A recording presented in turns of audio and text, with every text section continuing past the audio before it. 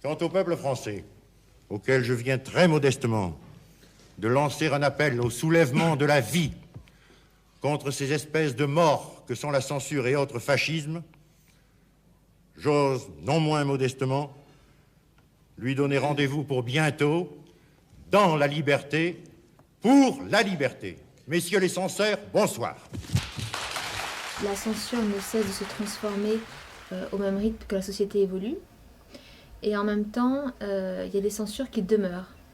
Par exemple, la censure sur la religion, qui était très forte au lendemain de la Seconde Guerre mondiale, c'est une censure qui est toujours présente aujourd'hui, mais qui s'est déplacée, c'est-à-dire que ça pouvait être par exemple l'État qui, par exemple avec l'exemple de la religieuse de Jacques Rivette, qui décide de censurer un film car la France de l'époque est très catholique et que ce film, l'État considère qu'il peut choquer les convictions religieuses des citoyens. Et aujourd'hui, ça n'est plus du tout l'État qui va se préoccuper de cette religion, de la morale, mais des acteurs de la société civile.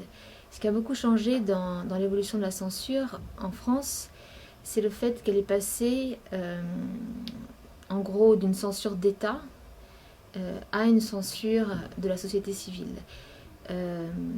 Il y a eu un espace vacant de la censure, et c'est la société civile qui s'en est emparée. C'est ça la grande transformation. Après, sur les formes de censure, dans un sens, elles n'évoluent pas, parce que c'est toujours la violence, le sexe, la religion.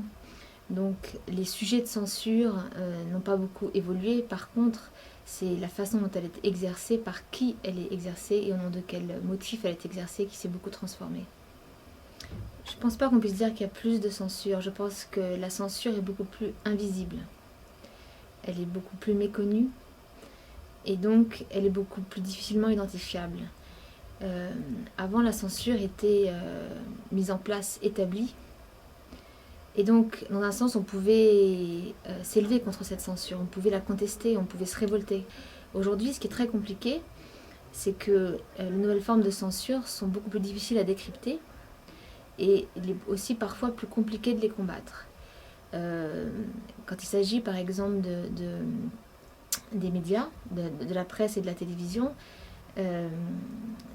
voilà, l'idée que le pouvoir économique et financier puisse exercer une forme de censure, en tout cas des pressions, c'est très compliqué de lutter contre ce type de censure-là. Donc je trouve qu'aujourd'hui la censure, oui, c'est possiblement plus difficile de la combattre en fait.